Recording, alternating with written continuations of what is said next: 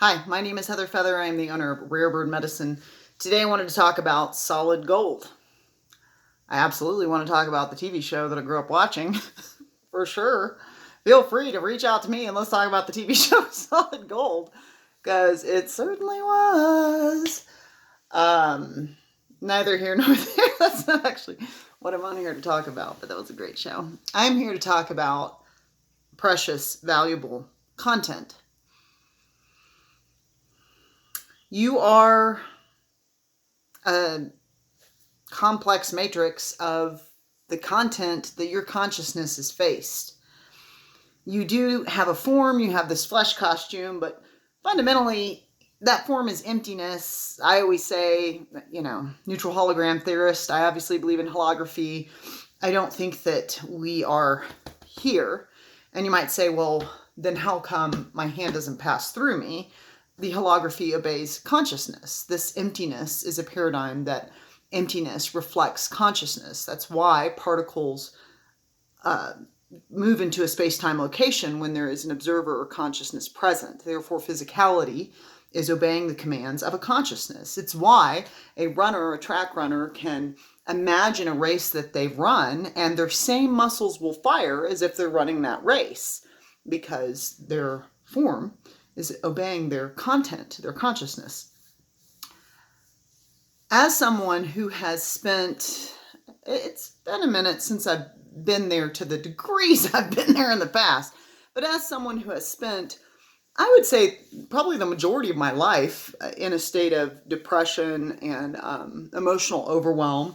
I'm an INFJ. I was very blessed last night in my Sacred Human class that Emily Ashley and Sarah Sampson teach to find another INFJ. We are an unusual breed.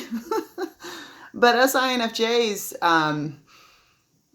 do typically have a lot of sensitivity and overwhelm. And as a general rule, there are many empaths, emotionally intelligent, sensitive people out there that can relate to what I'm saying about feeling emotional states of overwhelm. So my nectar of the heavens in this life has really been about finding how to drop the strife, how to drop the struggle, how to avert my eyes from the darkness and cast them towards the light, and to rise up out of the darkened pits I found myself in. And there's so much content for me to be sad about. Burying 50 people, being assaulted throughout your life from infancy into adulthood, sexually assaulted and raped, and being in car accidents your whole life, and having many people move away from you that you love, the ones that don't die. There's plenty of stuff for me to cast my gaze on that, and that's not even all of it. House fires. It's just been endless trauma I can look at. And I continue to recognize that the more that I allow myself to kind of live in my past, live in the weighty, lead-like thoughts of the trauma that I faced. We all face traumas here. I'm not special and unique in my struggle or my suffering. No two-legged is. Nobody's special. Nobody gets like the coup de grace prize of suffering. Every two-legged down here suffers to some degree, and that sucks. Nobody wants to suffer. Nobody wants to struggle. Nobody wants to be sad or in pits of depression or facing suicidal ideation. What I've come to recognize is the most potent thing I can do, because I can't change the circumstances that I've been in. I can't change someone's death. Their exit time is their exit time. I can't change the car accidents I've been in. I mean, there's nothing that would make me a better driver in the rain in any of those moments. I've wrecked into brick walls or medians or all kinds of things by hydroplaning in the rain, or even when I'm just wrecking into stuff on a dry day. So many car accidents. Bless me. May I be safe.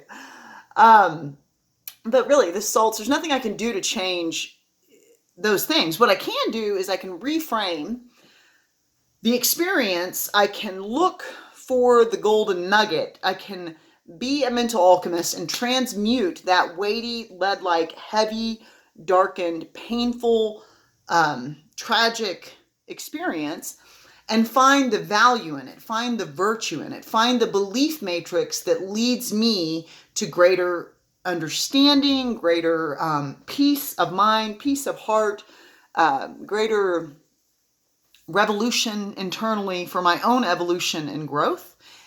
And so on one level, I can say my spiritual focus in this life has definitely answered that.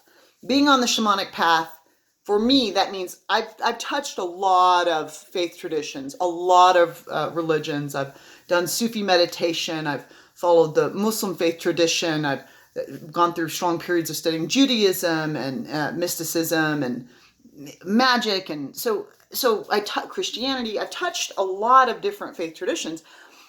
So for me, in the thick of trauma, what has helped me is to turn my attention to some spiritual foundation or teaching. I've done a lot of A Course in Miracles. I've done a lot of Way of Mastery.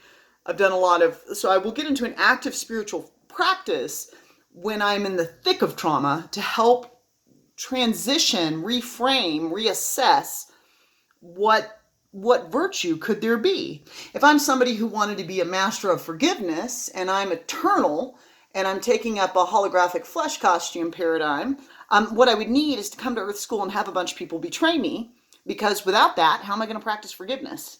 But it's easy to get mired in the flesh costume, get down here and be like, why do these people keep betraying me? What's wrong with people? Do you not know the value of integrity and honesty? What is going on with you? You're a mess and you're causing me pain.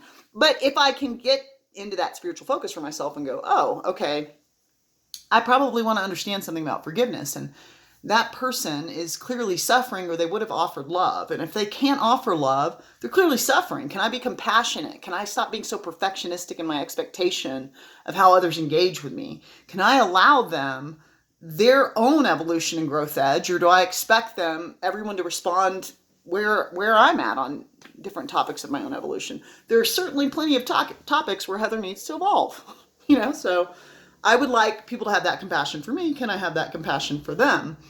The liquid gold nugget I'm wanting to touch, I'm just kind of like throwing in that piece that if you're in a trauma state, if you're in a really dark and depressive hour, it can help to kind of reframe that, because usually if you face trauma, it does flush up in the mind, and you do, like I've been in many board meetings, like literally facing memories that is just like, this is not the appropriate time for me to be thinking of this nightmare I went through. So redirecting myself to my breath or my spiritual practices has been a medicine balm to that. The liquid gold I'm talking about is when you're not facing a trauma. If you don't have a gun pointed at your face, if you're not in the process of being raped, if you're not being beaten to a pulp, if you're not facing abject trauma in your now, but you are facing emotional states, sensitivity, pain, suffering. Two-leggeds love to categorize, judge, and assess suffering. And I've spent a lot of time in this life trying to consider that maybe somebody having a pimple or a broken fingernail was as painful to them as me being raped. I mean, who knows? Maybe I'm tough as nails and actually it hurt them more to feel socially awkward with their pimple. I don't know. We just make up stuff like, oh, it's harder for me because. So I try not to do that. I try to understand that suffering is suffering. But I would say for my own experience that there is a quality in this life of wanting to constantly turn the heavy lead-like weightiness of existence into solid gold, baby, solid gold. And how do we get there? We offer new content.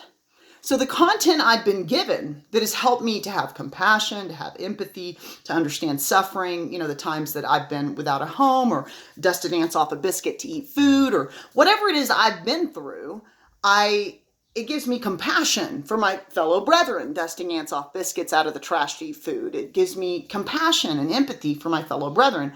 I've gained actually a tremendous amount through the magnitude of suffering I've experienced in this life.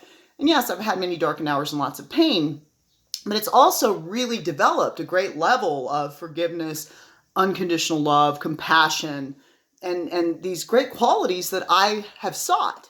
Oddly, it's my suffering that gave them to me. With the remainder, there's these other qualities of suffering where we're just the trials and tribulations of a pandemic, the trials and tribulations of friendship, family, relationship dynamics, the trials and tribulations of being a two-legged and feeling like you're in this like endless wheel of like, gotta get the money, now I pay the bills, had a place to sleep, get up and go back to work. So with all of that, what I've found is that the solid gold I can offer myself is to give my attention that which lends me towards greater health, greater happiness, greater joy. I watch, and say it often, a lot of stand-up comedians, and I just go watch them and laugh. They're all different, and I freaking love it. I love stand-up comedy because I've had enough trauma, I've had enough tragedy, had enough misery, and so in order for me to really have a life worth living, I must turn my attention to something funny, something uplifting. So the more that I do that, I gotta say, the more I find I'm funny and I'm laughing at life and I'm laughing at others because I connect myself to the consciousness and the spirit of laughter. So what I'm pointing out here is one of the ways you can be an alchemist and transmute the heavy lead-like weightiness of existence or existential crisis or whatever trial, tribulation, or suffering you're going through is you can attune to whatever spiritual foundation works for you. If that doesn't work for you because you're atheistic or agnostic, you can attune yourself to things that enliven and brighten you. You know, maybe it's time to go fly a kite. Literally. I say this a lot to people, actually. Heather clearly needs to go fly a kite, everybody. I do have an amazing astronaut kite, P.S. But for me, it's about giving myself the content, the material, the experience, the presence, the awareness of that which causes me to lift up and feel better. Do you know how many self-help movies, books, and things there are to witness? Gaia TV, it's something that I have access to because I'm more blessed and abundant now because I've chosen to stop focusing on my scarcity. So the universe is always obeying our consciousness, you know? It's like, I guess she wants to be abundant, give her that. Like, thank you. Yes, I do change my mind on that topic.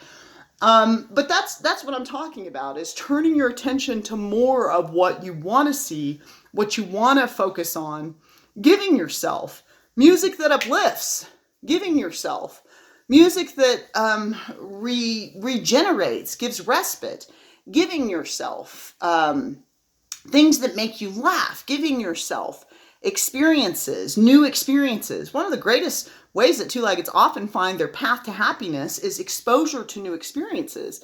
There are some theories that it can prevent dementia, actually, to expose your brain to continuously wiring itself in new ways. Try brushing your teeth with your other hand. You know, like, can you mix it up? Can you add things in that actually lift your spirits, offer you more? Can you learn something new? Can you expose yourself to something that's going to feel good to you? Can you just take a pan and put water in it and stick your feet in there with some Epsom salts while you watch TV, or treat yourself in some loving, nurturing way that would serve you this day?